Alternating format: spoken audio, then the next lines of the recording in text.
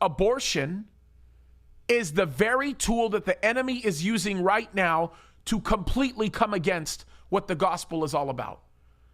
People don't want to bring it up. They don't want to talk about it. They don't want to talk about the origins of Planned Parenthood.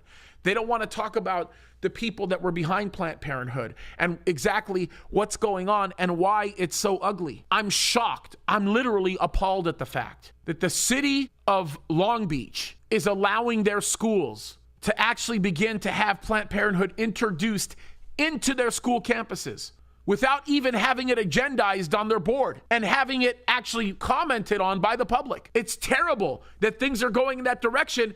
And what's even worse is the church is choosing not to say anything about it. And my theory and my philosophy about a lot of this is, if the church were truly educated about what all of this was about and really understood what was going on, I think the church would act differently about it. I want you to remember my premise when I started this whole thing. I want you to understand the premise is Satan is very good at perverting what God has made good. Satan is very good at twisting and attacking all that God has called and made sacred. You see, God is the one that created the heavens and the earth, and then God created human life. We read about it later on in Genesis chapter 1, verse 26 and on. It goes on to tell us that God created us in his likeness and image. That's what it says.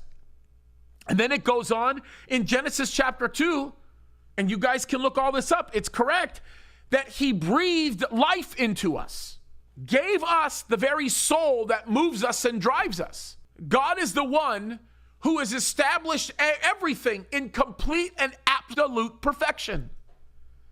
And the enemy hates it, and he will do whatever he can to attack it. He will create a fake version of it all.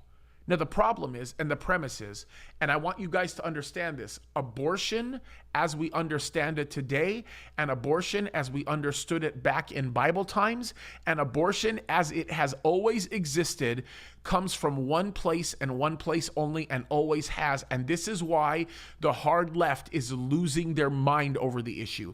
This is why they're going absolutely crazy. This is why the neo-Malthusianists and everybody else that's out there that supports this stuff is losing their mind over what happened with Roe v. Wade last year. They're going crazy because the enemy has taught mankind to replace God, literally to lose consciousness of God by replacing God in and of themselves. That's exactly what's happening, and that's a direction that people are going, and everything that we see comes from that. The enemy has inspired the minds and the hearts of people to actually take on the characteristics of God and to assume that they get to be God, thus believing in their minds and hearts that there is no God, and changing as a result of it, right? If you think about it, God told Adam, don't eat of this. Don't touch it. Don't eat of this tree. Eve gets it handed down to her from Adam. Satan confronts Eve and says, hey, did God really say? I mean, come on. Eve says, well, God says we can't touch this. We'll die. Satan says, you're not going to die. As a matter of fact, you're going to become like God.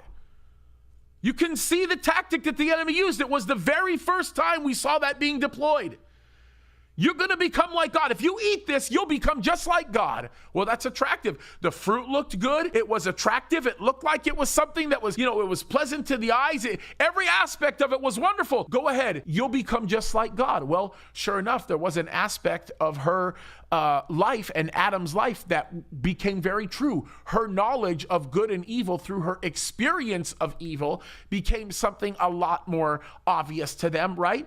And yes, at that point, they chose, through their rebellion against God, through the actions that they chose to yield to, they began to take on the idea or the thought that they could be God. And the reality of it was, because their desire to want to be God, whether or not it was expressed on its face or behind the corner, the reality of it is they began to destroy themselves. That's what happened.